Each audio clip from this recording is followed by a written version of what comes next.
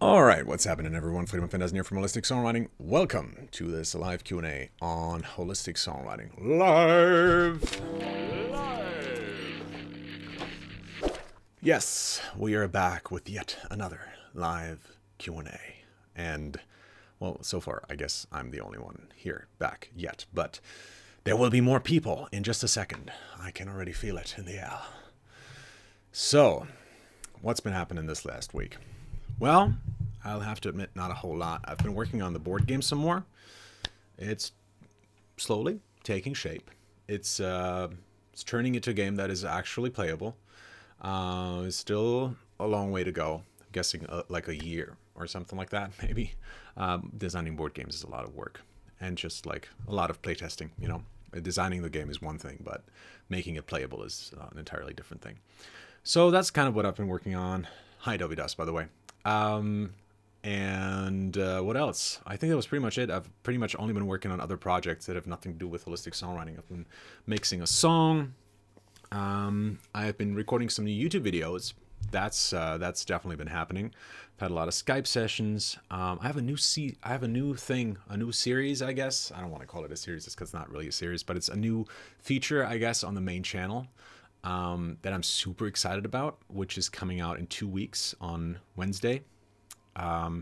So in 2 days, first of all, we have the next episode for the album series, and this time we're talking about Fall Out Boy's album, which they released sometime in January, I think.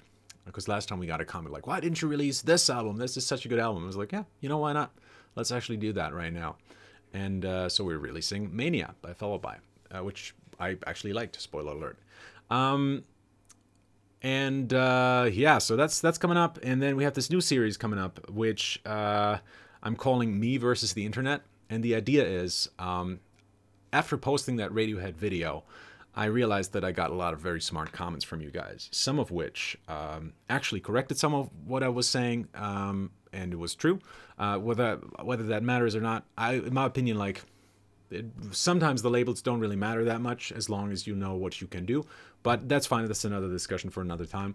But what I realized was that there's a lot of knowledge out there, that a lot of you guys know a lot about music theory and a lot about music analysis, and I think it's such a huge base of knowledge that is really untapped. And so with this new series, I want to ask big questions, big songwriting questions.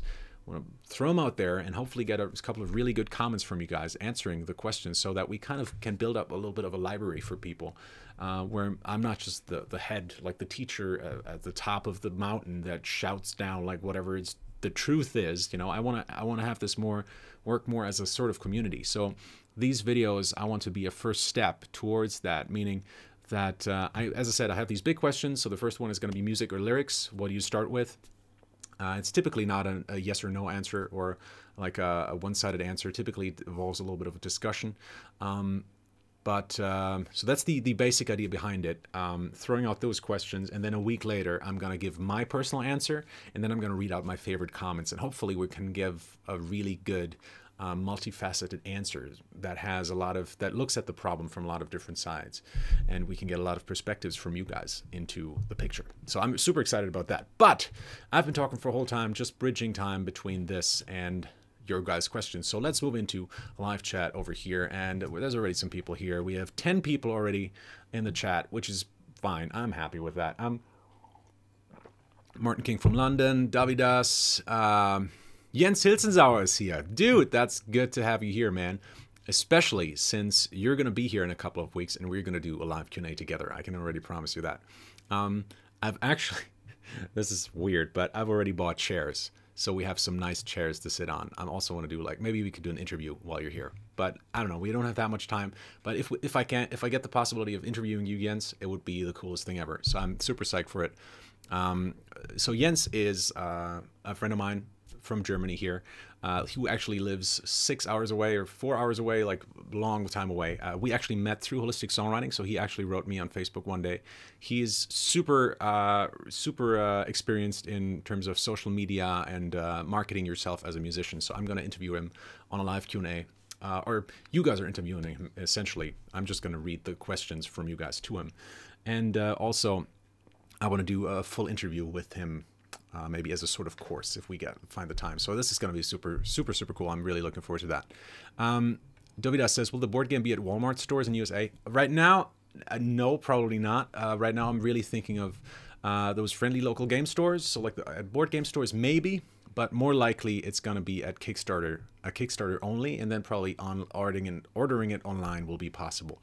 But that's still way in the future. So that's not something I'm really thinking about right now. I'm obviously thinking about the production a little bit, but how exactly all of that is going to work out, I don't know quite yet. So maybe I can find a publisher for it that would make some things a little bit easier. Other things might be a little bit more complicated because of that.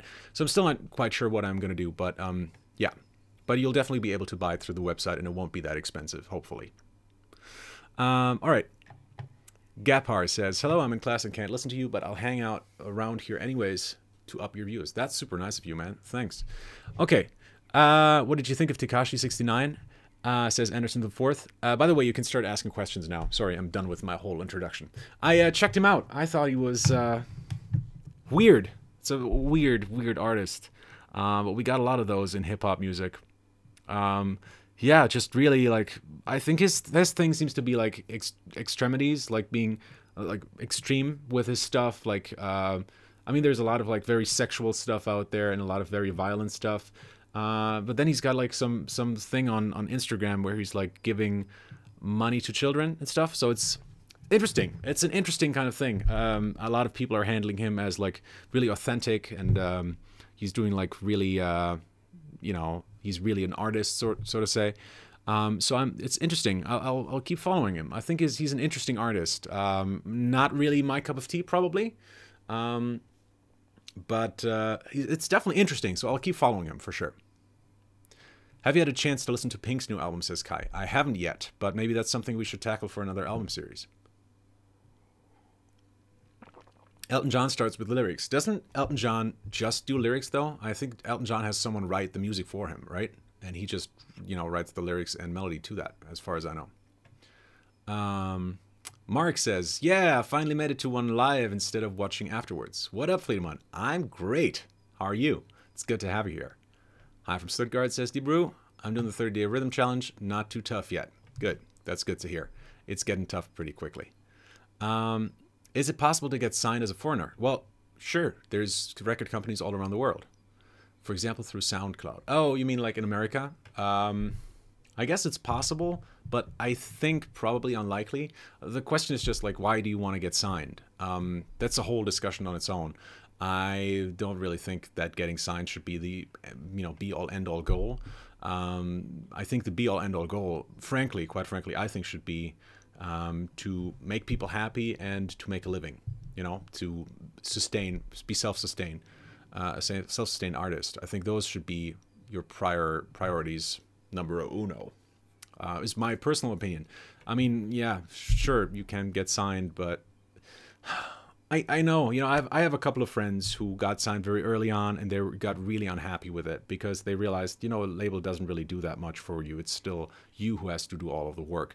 And typically how it works, the proper way today, how it works is, you build your own career. That's what you do. You are in charge of everything. You may have some friends or some people that you work with, but you're building your own career. It's your job.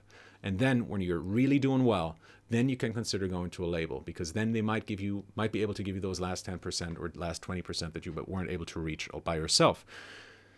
That being said, labels take a lot of money from you, and they typically don't do very much for you, especially when you're small.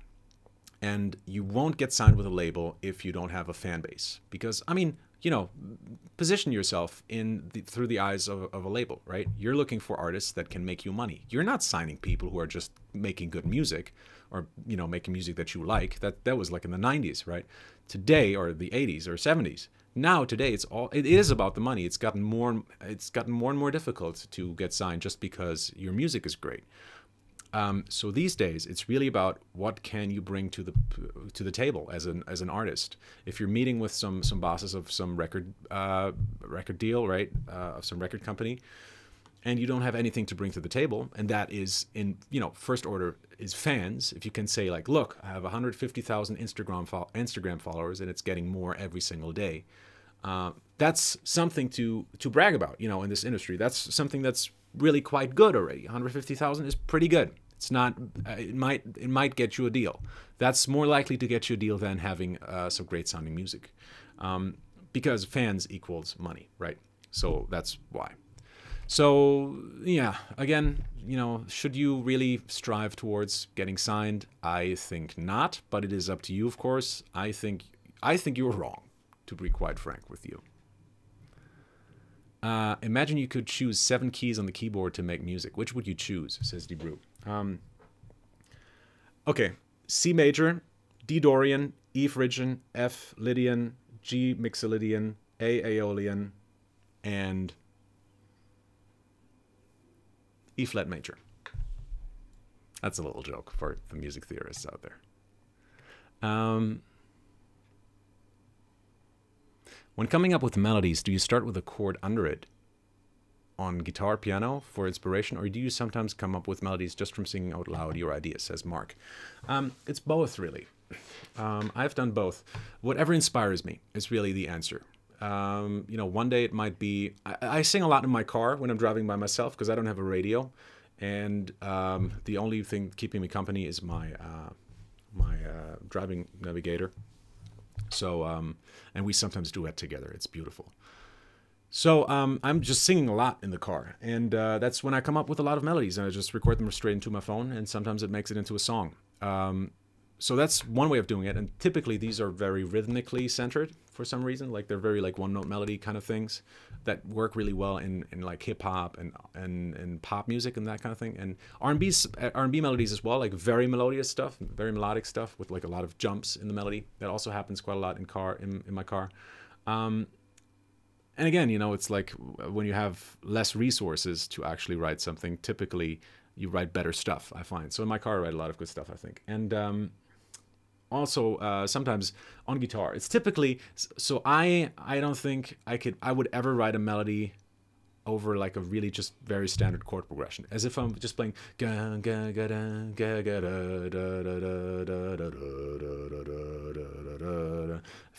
I play a chord progression like that, I don't think I'll ever write something interesting above that, because that is just so uninspiring to me.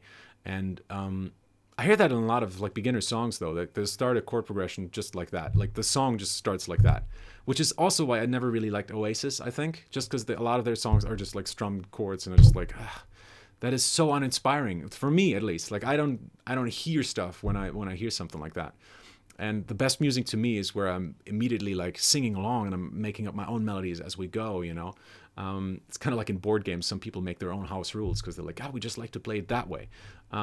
When you have a good board game, when you have a good, well-crafted system, that works. The same thing works with music as well. If you have a really good piece of music, it's really easy to like come up with second melodies or harmonies for the verse, you know, something like that. I really love doing that. So the answer is really whatever inspires me.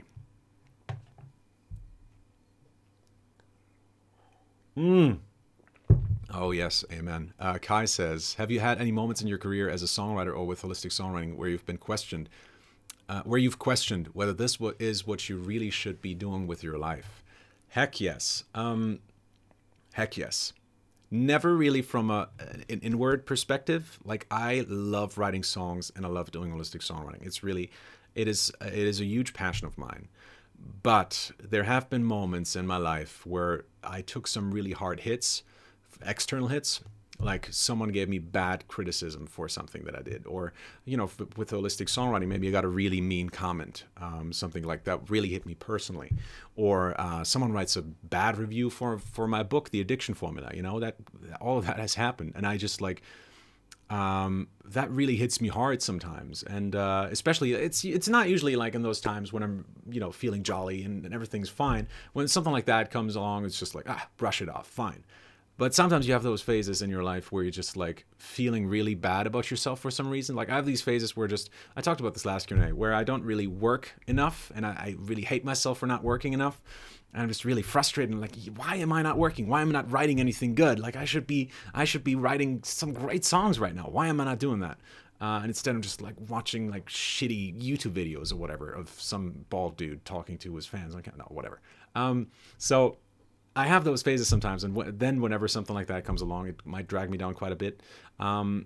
but lately, I mean, it's never been really that bad lately, like, because the success that I've had with holistic songwriting and the, literally thousands of emails I get every year, or even like maybe not thousands email every month, but every year I would say for sure, really help get over that very quickly. Like getting a comment from you guys, and I do read all the comments on YouTube. Maybe I shouldn't.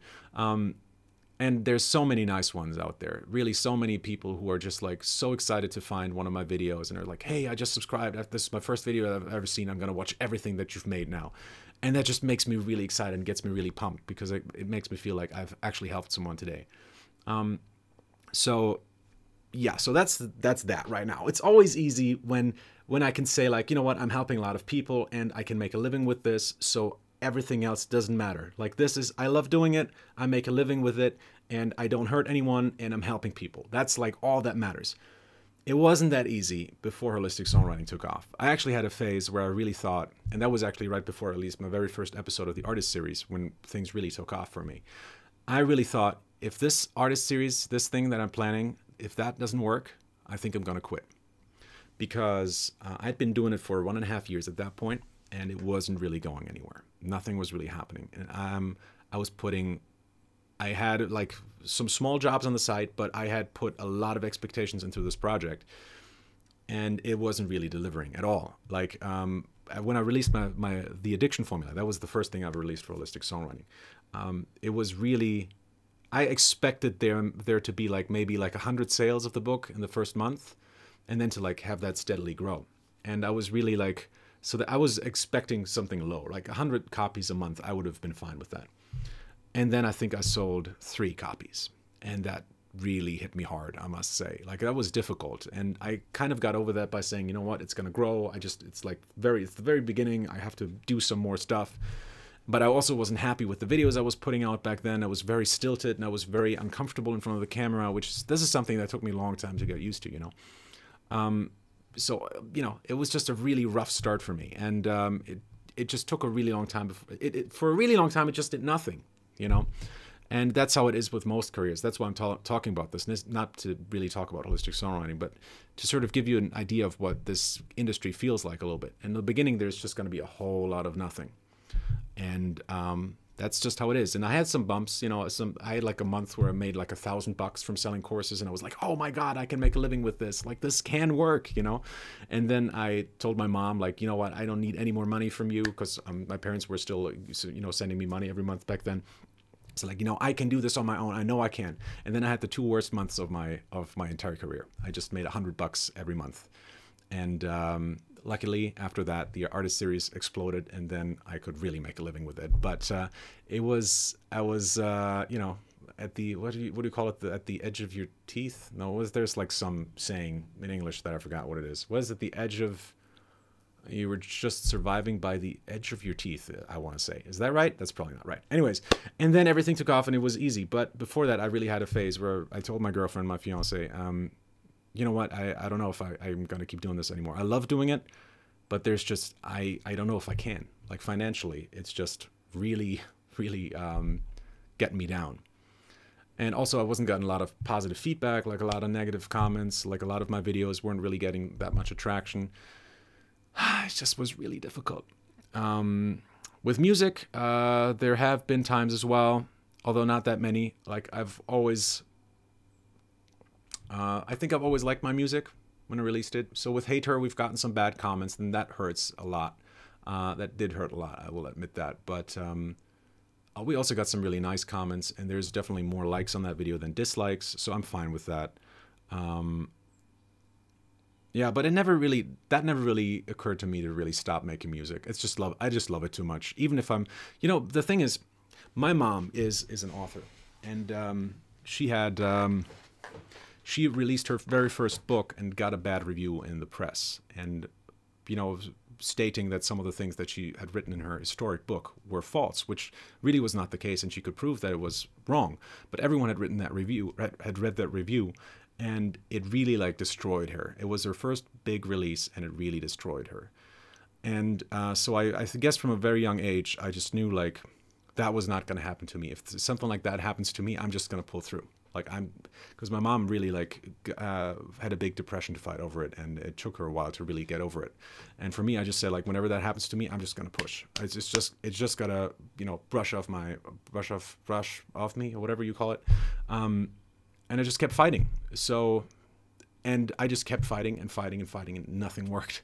And then I guess what I did was for the artist series, I really sat down, made myself a plan. This is what I want. This is my goal. I need to make a living with this, and at the same time do what I want to do. I don't want to make songwriting videos for total beginners who don't know how to play a C major on guitar. I want to make advanced music theory. I want to do really advanced stuff, but at the same time I have to make a living with this. So I set myself this goal. I thought about how I could do this, and that's how I came up with the artist series, and then everything changed. Very long story. Sorry, guys, but maybe it gives you a little bit of an insight into how this industry usually works, I think. And it usually works like that from what I've heard from some of my students and from talking with my colleagues.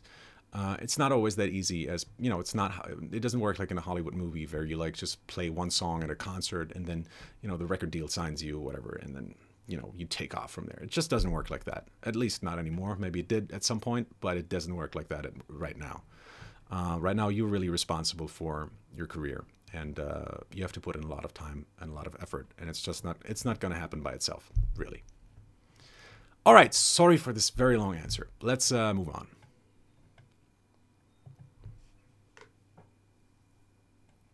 on. Shak says, and the question, writing lyrics on a device or paper?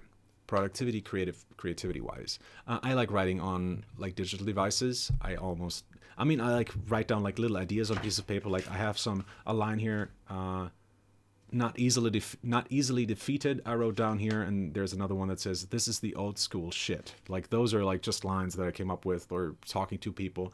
I was like, oh, this is actually cool. I'll write that down, and maybe someday I'll do something with it. But whenever I'm really writing a song, I'm just doing it digitally, because I go through my lyrics so many times and change so many things about it that if I did it on paper, it would just be a black mess. Black mass. Is that black mass? No, I don't know. Should be a joke there somewhere, but I'm not finding it. Anyways, oh,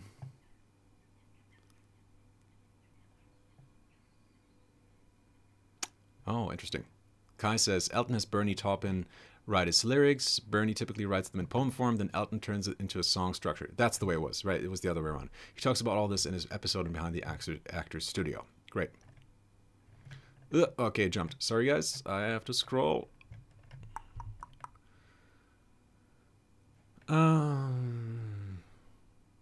Kai says, Elton shows live how he writes songs just by taking a book from an audience member and then right there, and then sitting at the piano and turning the words into a pop song. Yeah, that works. You know, whatever inspires you. I mean, if words inspire you, which is not always the case with me, but if I have a nice lyric, a line that like rhythmically looks sound, that makes sense in two ways. Then I'll probably find a way to make that work in a song as well. Yeah. So sometimes words can be very inspiring, but like, you know, let's take this. What is this? The USB e-licenser is the gateway to the world of professional audio software. Probably not a line I'm going to use for a song. It's not really something that inspires me. Killer talent, though. HK just wrote. True Kai, killer talent, haha. Killer talent is like a word I might use. Like killer talent might be killer talent. Yeah, that has a nice sound to it. Like it's two short words, very precise words, very emotionally loaded words. So yeah, that's something I could actually turn maybe into a song. Don't dare me now.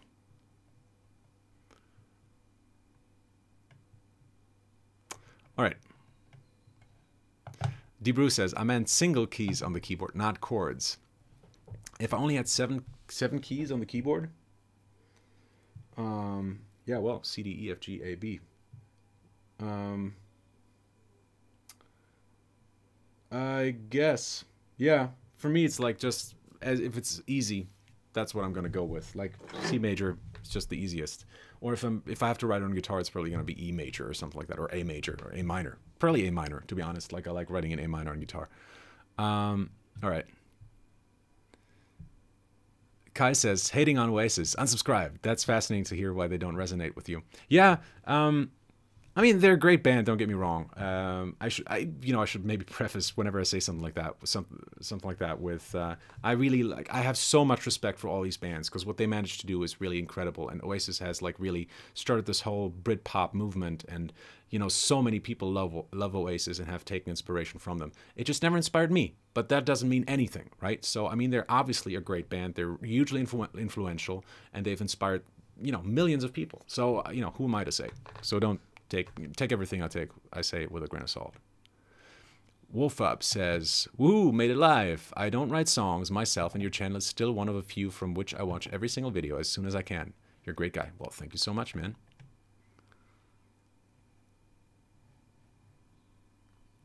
Mark says, so if you don't use any common pop song chord progressions, like your 147 chord PDF, do you just noodle around on guitar until you find something inspiring for you? What all have you tried to start? Oh, okay. Yeah, it's pretty much just noodling around on guitar, and a lot of it is, and even on piano, a lot of it is just like, I don't even look what I'm playing, and I just like press some keys until I'm like, oh, that actually sounds cool. What is that? That's typical. That's really a lot how I work, because I try to like, what I'm really worried about is like falling into muscle memory and just playing the same thing over and over again. So. But that's me as well. There's people who see things very differently and who like really who see songwriting as a completely different thing, where it's like all about the harmony and just doing clever things with harmony and voice leading. I'm really not that guy. Like for me, it's all about the sound. Like I have to press some keys and be like, oh, that sounds cool. Let's make something out of that. So for me, that's the thing that is inspiring to me. I just press some keys, and if I'm like, ooh, okay, what's that? Let's check that out. And it's like, oh, it's just A minor in a weird inversion, but it's cool.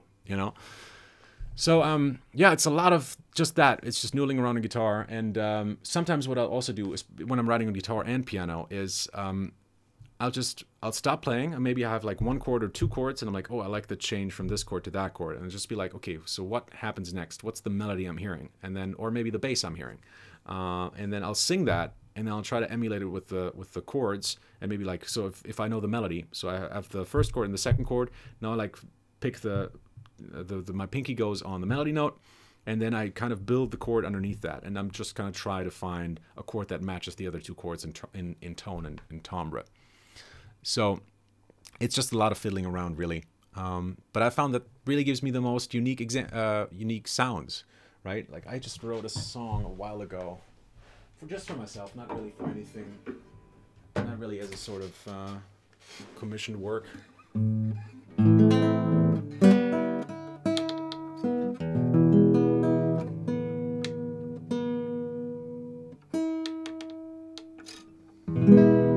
So I wrote like this chord here.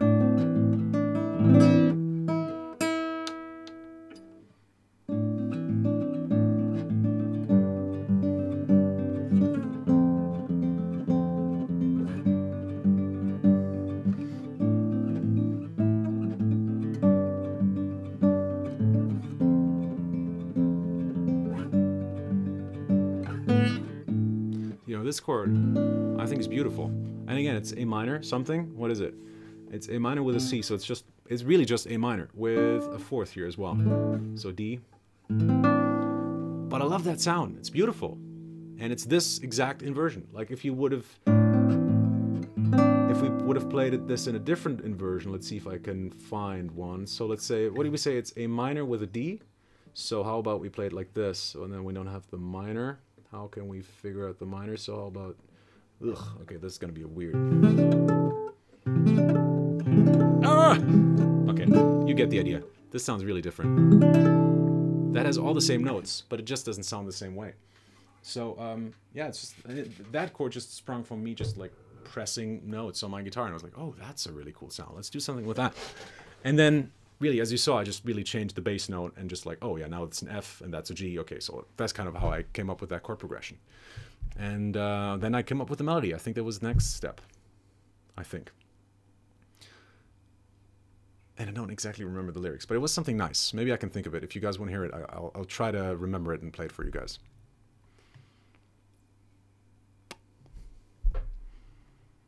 Kai says, the Pink album is so good. A masterclass in making an artist ultra mainstream without losing their personality.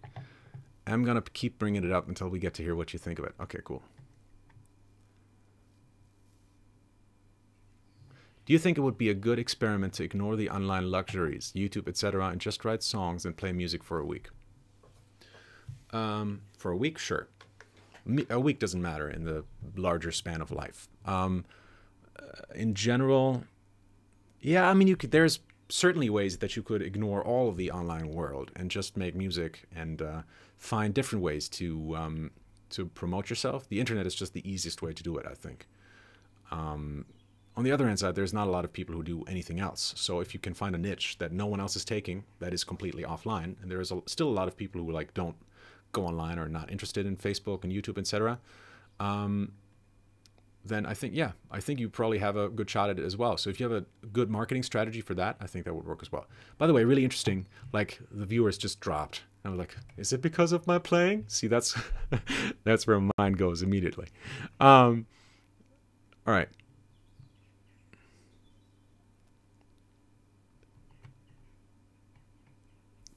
Philip says, Steenbergen, that's Dutch, right? We've talked before, Philip, I think. Any pointers on writing lyrics for long, complex pieces, concept albums, rock operas, musicals, etc.? Those pieces where every word seems perfectly chosen, coherent, and nothing is filler. First of all, I think there's a lot of filler in all of those types of albums. Like even the best, greatest albums have a lot of filler stuff, especially when it's like these long things. I mean, looking at something like one of my favorite concept albums probably would be Tool's 10,000 Days. Is that what it's called? Yeah, 10,000 Days. Which has a lot of filler stuff as well. But I still think it's a great fucking album. And I actually think that these great grand scheme albums actually do need a little bit of filler here and there. I find albums that are just singles, like say Taylor Swift's new album or Sia's albums, sometimes a little bit exhausting to listen to, and that's a personal thing, sure. But I like some albums. I mean, no, those are all great songs. Don't get me wrong. Like I'm mentioning those two albums in particular because I really love both of them. But it's not something I would listen to on repeat, just because there's so much information crammed into those albums. There's just so much good stuff. Like it's all just fantastic. It's like amped to 11, you know. Whereas some of my favorite albums that I mentioned in my podcast, the top 50 inspiring artists that you don't know about, you can find it on the other YouTube channel. My favorite albums really have a lot of filler stuff, and they have like some sections where I'm like, I don't get this, but it's fine. Like I don't have to understand everything. Sometimes it's good to just it helps me to like turn off this engine that's running up here all the time. Like if I'm only hearing pop songs, and this might just be me, I'm constantly analyzing. Like my girlfriend, she loves pop music, and I can't stand it. Like I can't hear pop music all day because it really drives me mad because I'm analyzing all the time. And so I need, like, the music I listen to is just really like just drones when I'm working. It's just got to be drones. Definitely no vocals, definitely no lyrics, nothing like that. Definitely no vocals, or it's really going to distract me. I'm just going to start analyzing. No really great production. Like it's got to sound really relaxing. Like I love listening to folk and maybe like some electronic tracks that really don't have vocals.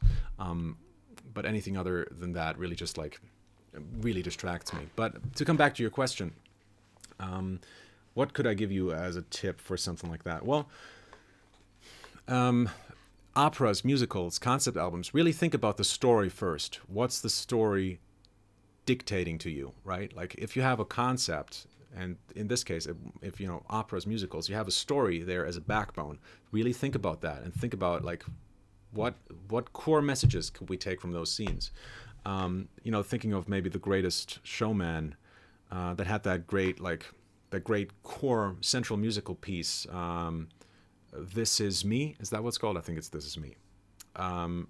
That's just like the quintessential message of the film, right? And that was the core musical piece in the film as well, or the musical, whatever you want to call it. So really think about what is the underlying messages, or the underlying message rather, your what's it called, the sub there's a term for that in screenwriting that I just forgot. But what's the subliminal message of your the subplot? I forgot what it's called. Jesus, that really bothers me right now. What is the subplot of your film, of your story? What's the underlying message, and how can I portray that in a song? So that would be my advice, and that would be your core song, and then build everything else from there. So write one piece of music that where you're like, this is the movie, or this is the story, and then everything else kind of follows that first piece. Once you've figured out what that piece needs to sound like, then write everything else. That's what film music composers do as well. Like when I wrote film music for video games and TV shows and all that kind of stuff, that's a lot of music that you have to write. And I always started with one suite, right? I would write one suite, send it over to the director and say like, this is the general sound that I was thinking of. What do you think? And they would say yes or no. And then I keep going with that, right? Cool. So I have one central piece of music and then work from that. Skin of your teeth. Is that what it is? Skin of my teeth is the phrase. Thanks. What did I say? The edge of your teeth, right? Edge of your seat or skin of your teeth.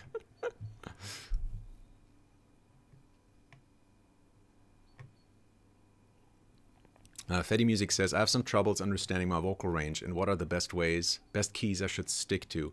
Is there a difference between notes you can kind of hit and ones you can really hit really well? Any tips?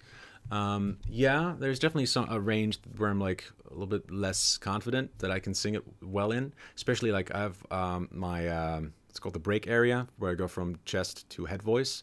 Is like I haven't been singing in a while now. Like my last band is like 2 years ago now, so I'm not really like in a routine of like doing singing practices every day.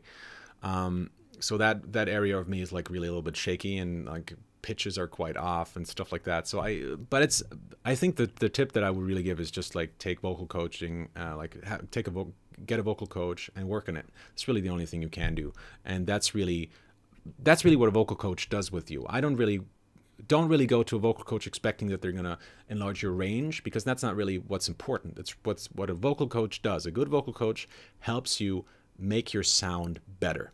And even if you just have one octave, you can make that sound better with a good vocal coach. I mean, thinking of like, for example, Justin Bieber, who I think there was like some study done on him, like, or across several artists, like comparing their vocal ranges to another. And I think Justin Bieber, like back in the day when he was still doing like his kiddie stuff, had like 1.5 octaves, which was not a lot, or maybe was like a little bit less even. I don't know. It wasn't that much for sure.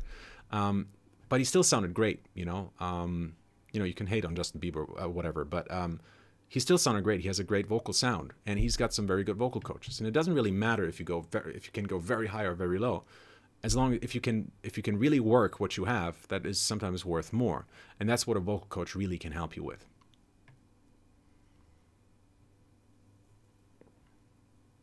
Kai says, oh, this is really nice. Just want to mention to everyone watching that I used Friedemann's paid service where he analyzed one of my songs and gave me feedback. It was worth every fucking penny. Sent me light years forward. Thanks so much. Super glad to hear that.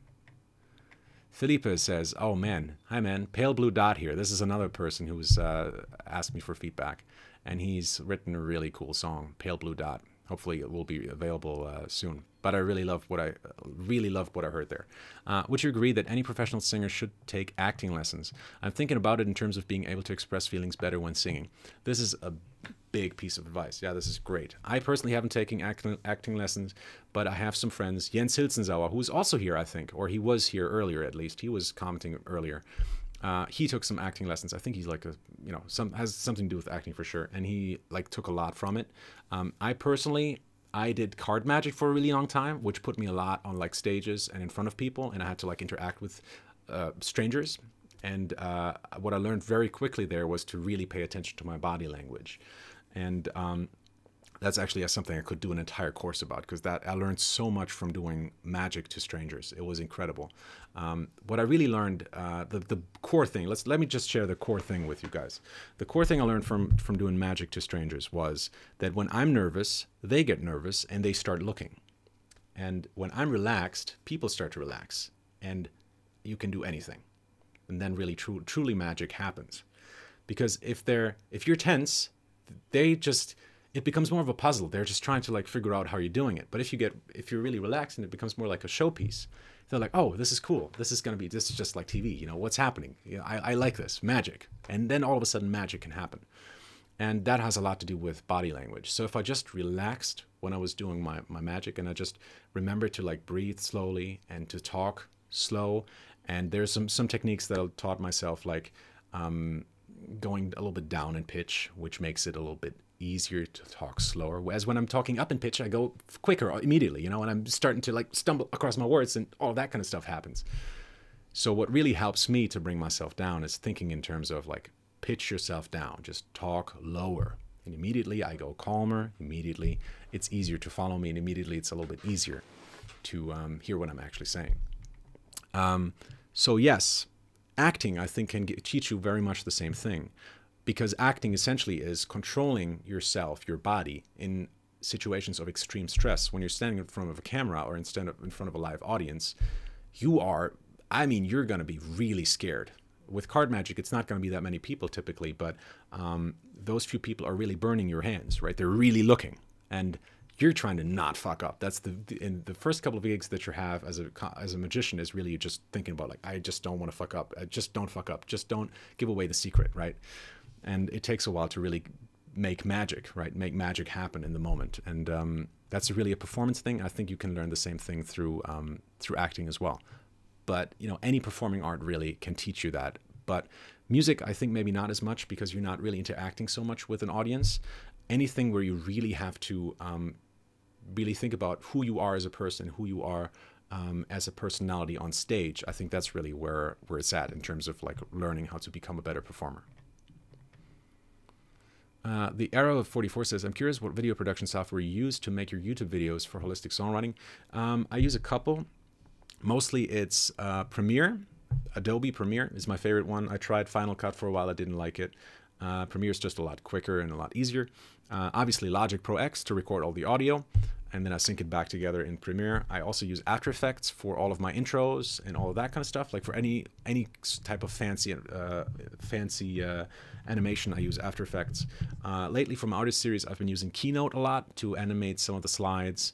I think it looks very professional and it's not a lot of work, which is very cool. That's exactly the kind of stuff I'm always looking for. And Camtasia too, which I use to record my screen.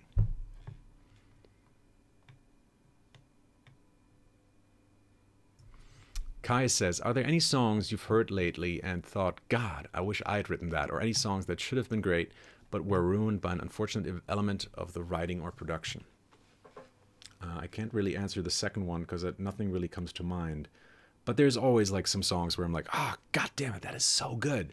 I think my last really big, oh man, moment was with Charlie Puth's Attention. I just freaked out about that song. The entire song, like just from the very start, is just great. But when that chorus hits, I was just like, oh my God, this is so good. And this is my personal opinion, of course. But like every time that chorus hits, I'm just like, this is so funky. I love it. It's so well played as well. I mean, it's just a sample I found out later, but it sounds like I thought it was a live bass for a second at least. And I think it's just, I love funk. So that just like blew me away. I just love that so much.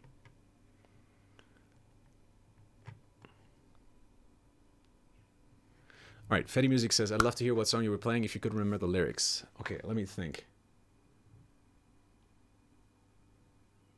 What was it again?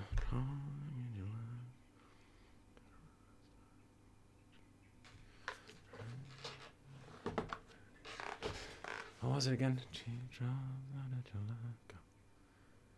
I'm trying to, like, I had two lines. What was the first one? Jesus. It's always difficult to do something like that live.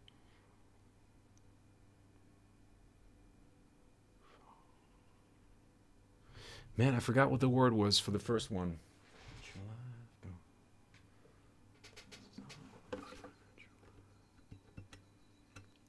So I know the lyrics were for the first line. It's a word. I forgot what the word was. Where did your life go? Holding on like caterpillars riding on a stream. And then it was rose. Where did your vines grow? And then I forgot what the rest was.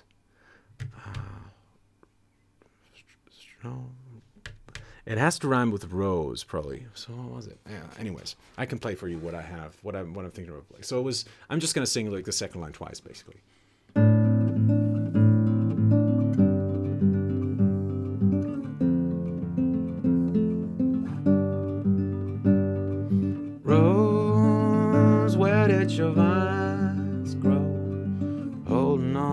caterpillars riding on the stream. Bones, where did your vines grow? Holding on, just holding on, riding on the stream, on the stream.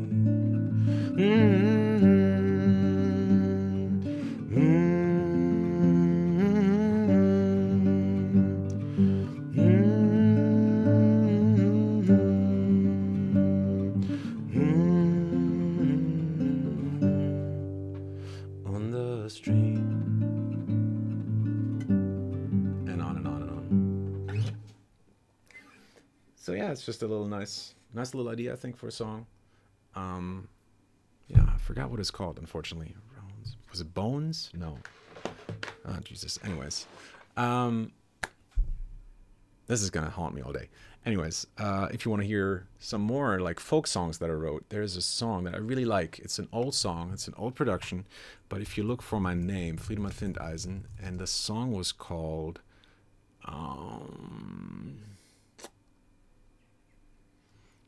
well, let me just type in SoundCloud. So, let's see. It is called More Than You Can Handle is a good one. I like that one. That has some really nice tunes. But the one I meant right now was... Jesus. Oh, there's some bad stuff here as well. Good Times. That's the one. I'm going to play just a bit for you. I really like that song.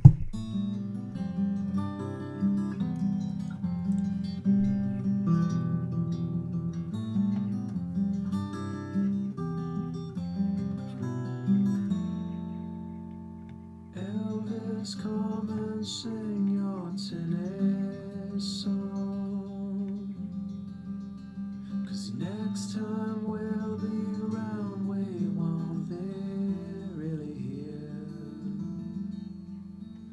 Door taped up, her music bleeding through.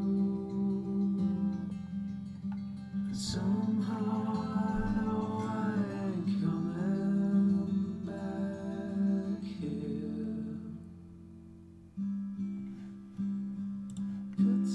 I'm gonna stop it right here, or I'm gonna start crying. It's a really emotional song for me. A lot of like nostalgia here. This was a song I wrote when I moved to Enschede from Freiburg, where I had like, I really didn't like the studies there, but it was one of the best times I've had in my life, and some of the best friends that I had to leave when I moved to the Netherlands. And yeah, I just really like that song. I really like it. All right. So Thomas Wolf says, advice on top lining. That's become my new approach to writing because it's standard in pop and LA from what I've heard. Yeah, top lining is really where it's at right now. A lot of people know how to produce, but not a lot of people know how to write melodies well, which is why I'm striving in this industry. I really like writing melodies. I'm not really a great producer, but I'm a good writer, I think. I think it comes from not ever being a really great singer, so I had to just write better melodic lines to make up for that fact. So I think that's where my strengths lie as a songwriter, is really the melody writing, and that's what I'm asked for most often by colleagues. There's a couple of things I try to do with all of my hooks, and maybe the best way to is to just direct you to my program, the hook checklist, which is really like the 7 things that I go through for every hook that I try to like check off. So that's one thing I could recommend. Also, there's the hook and melody master files on my website, which is a bit more expensive, but it goes more to depth into like the actual writing of the hook. The first one is really more about like rewriting hooks to make them better. The second one is more about actually coming up with the hook. Yeah, so that's probably what I would say, because it's a really big subject. Like melody writing is like a whole philosophy on its own. Let's see. Any tips on building confidence, like overcoming the no one will understand, support what I'm doing type feeling? I can help you with that second one. The first one, it's a whole different subject. That's a huge subject, building confidence. First of all, there's a bunch of books out there that are really just great. What's the guy that's really famous? Man, I had a time when I read all these books on confidence. And what's the guy that like wrote all these books? I'm trying to figure out his name right now. Self-esteem, right? The confidence, be more confident. Let's see if I can find him right now. Ooh, well, this is a really ugly cover of a book. Let's see. Ah, Jesus. Unleash the Warrior Within. Wait, that's not the one I meant. I meant Tony Robbins' books. Tony Robbins has some really good stuff out there. It's not the one I meant. Maybe I can think of him later. But Tony Robbins has some really good stuff out there on confidence that I would highly recommend. He's the king of that. He's very cheesy. He's very American too American for my taste.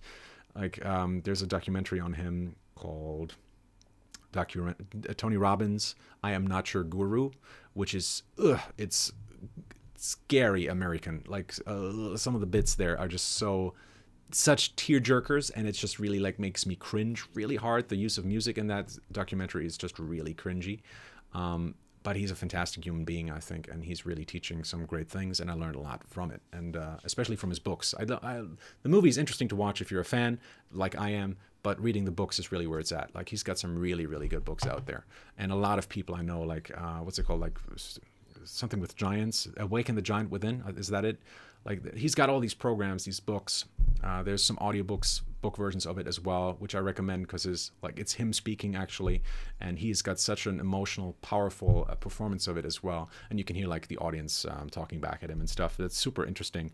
So I think you can find it just on YouTube. That's where I found it, and they're super inspiring.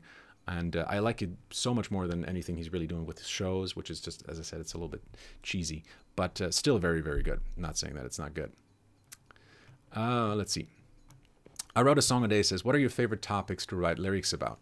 I really like I really like the Michael Crichton approach. This was a question we had last week as well, something like that, where I take a subject that everyone is kind of writing about and I just flip it on its head and turn it into something really dark. I like dark stuff. So for me, you know, wearing black and The Walking Dead because I'm so cool.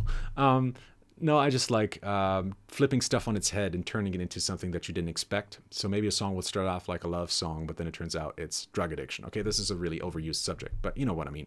I like flipping things on their head. Michael Crichton was famous for taking themes that were really popular at the time and turning them on their head.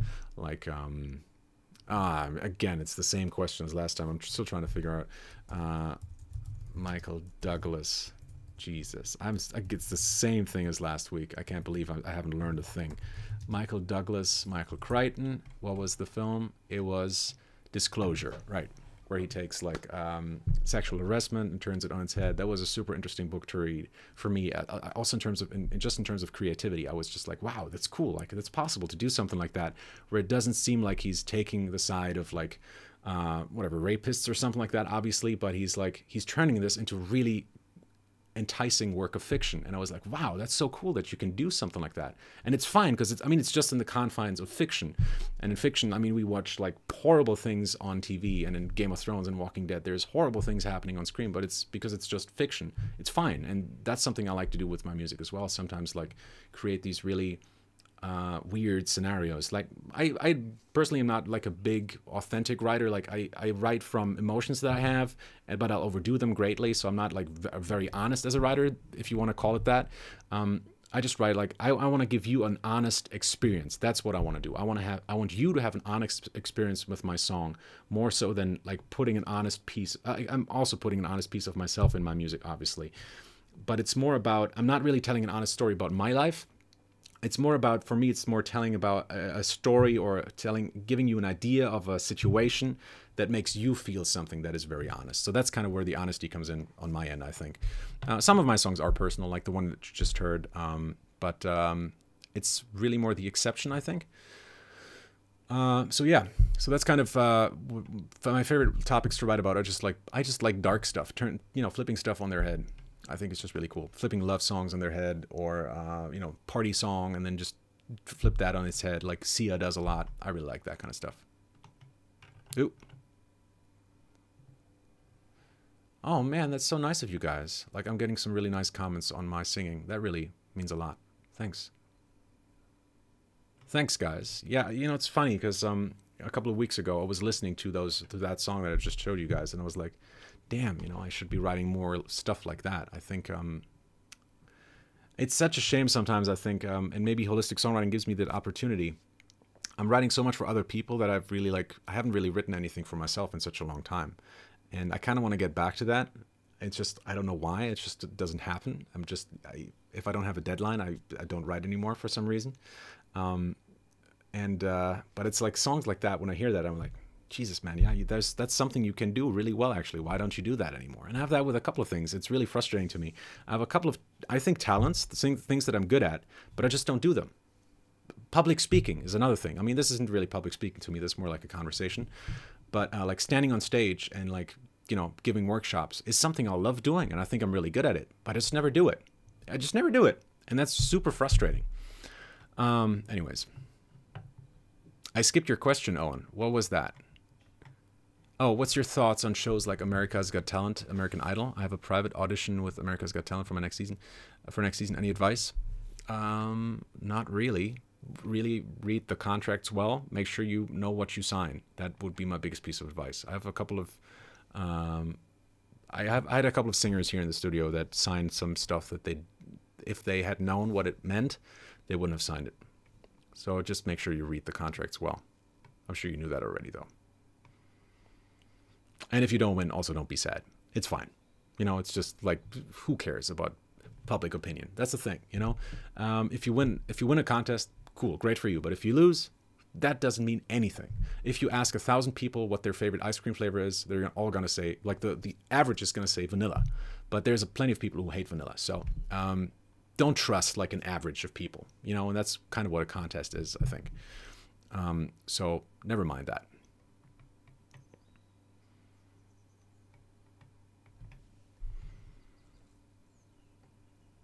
Thomas says, on the subject of top lining, what should I do if I'm having trouble fitting a lyric to my melody? It's a puzzling process, is the unfortunate answer. I wish there was a simple solution, but it's really a puzzling thing. Sometimes I sit there for hours just trying to figure out how to write a line, how to make that work.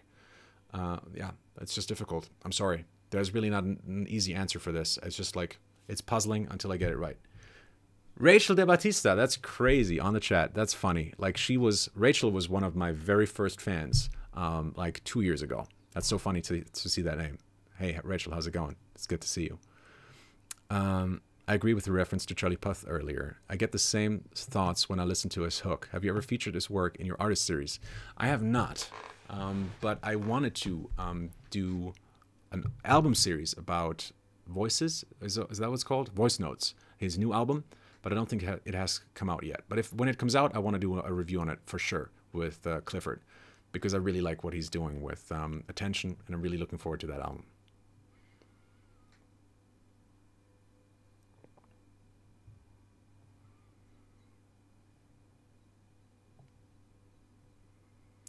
Wofab says, the contracts for America's Got Talent, that's good advice. Rumi Official just did a video on that affair. He obviously made that a lot more fun, but the statements stand. Yeah, be careful what you sign, as always. Shak says, and I think this is going to be the last question for today, guys. In your personal experience, how did you overcome the feeling of being the only one pursuing music? Could you elaborate a little bit on that? I'm going to answer what I think you mean, but could you like elaborate a little bit on what you meant by this question? So, I mean, my fiance is also a singer, so there's also, you know, there's always music around somehow, and a lot of our friends are musicians as well, since we met at conservatory, and a lot of the people we met there are musicians, so there's a lot of music around me. But it does feel sometimes, I must admit, I've always been very competitive against myself, not really against other people, but I've always been very competitive with songwriting. I always wanted to just be the best I could ever be, right? And first of all, like one thing I realized for myself was when I was like a teenager or something, you know, there's this thing that some songwriters have is where like, I'll never be as good as that. There's this band that I love and I'll never be as good as them. And I had like a little depression when a Stained album came out when I was a teenager, and I loved it so much. It was like, I fell into a major depression back at the time. It was really, really quite dramatic. And I thought like, I'm never going to make something as good as that. Might as well stop. And then I realized, you know what? When I listen to this album, I get that same sense, like a completely different artist. I listen to this album and I'm like, wow, this is the best thing I've ever heard. And then I put on something else, I'm like, this is the best thing I've ever heard. And then there's another album and I'm like, wow, this is the best thing I've ever heard. And so I had a couple of albums that I just put on and I just loved them. They're just the best. And they were the best. They really were the best. There wasn't one of those albums where I was like, this is better than the other one. I just loved them all. So there isn't really a favorite album that I have, or really a favorite song that I have, because I love so many songs equally. It's just in different ways. Like, I'll put that song on when I'm in this mood, and I'll put that song on when I'm in that mood. And I realized at that time that it's not really about being the best in the industry. It's not really a competitive thing. It's just really about being the best thing you can be, about becoming better at what you're doing, at becoming better at your own sound. That's really what it's about, figuring out what you're good at and becoming the very best at that. And that's really all you can expect. And that's kind of my approach with all of this. Is I've never really seen it as competition with anyone else, and that means, like, it was always easy to pursue music for myself, because I always just focused on me. Whenever I was like demotivated, I was just like, you know what, I want to take that next step. I want to make this even better. Like, this next song is going to be the best thing I've ever written, and then the song after that is going to be even better. It's going to be the best thing I've ever written. And with everything I write, I try to make the best thing I've ever written. And it doesn't always work, but it's certainly something to strive for, and it makes me happy. Shak says, didn't know you had music around you. Wanted to say, like, being the only one with an interest in music while others around you don't seem to support you. Oh, this is something I do understand, though. So I have a couple of friends, like, I through second hand, removed, whatever. But I have a couple of friends that have family that doesn't support their music career. And I'm going to answer you with an answer that I heard from Jens Hilzensauer a couple of weeks ago, which I thought was very smart. He was actually talking to someone who had, like, a very conventional kind of job. I think it was something with, like, engine building, whatever, machine parts, cars, something, I forgot. And he was like, that guy was very like, I have a proper job, and you're just a musician. You're just relaxing and, not doing anything all day. That's sort of like very cliched kind of picture of a musician. And Jens said, and I love this answer, he said, like, in a way, I think my job is more secure than yours, because people will always need music, and I'm self-sustained. I can do whatever I want. I have several projects. If one falls by the wayside, I can still do the other ones, and I have complete security that way. Whereas you could always be fired, right? That can always happen. And, maybe the industry changes, and all of a sudden people don't need engineers anymore for this particular thing that you're doing. And people only need engineers for this other thing that you're not doing, And I thought that's actually a really good point. And I think making music for a living might not be the most lucrative thing to do, but it's something... It is a very fulfilling thing to do. It is for me, it is the greatest thing to finish a song, or at the end of a day, to listen to what I've written that day. And I'm just like, it just makes me happy. It just makes me happy every time. When I listen to something that I've written and I like it, if it's good, it just makes me so fucking happy. And it's not just music, it's really just anything creative. Like, if I'm painting something, or if I'm creating a board game, if I'm playing it and it's just good, it's just a good feeling. I like the idea of having done something that I can see, that I can touch, that I can hear, that I can mess with in some way. And maybe those are great closing words. And let's move into some less fitting marketing statements here at the very end. So let's just move through it quickly. Sorry, guys. But this is kind of what keeps all of this together. So download the free stuff here, take one of my courses there, subscribe there. Thanks for listening. Take care, and talk to you soon.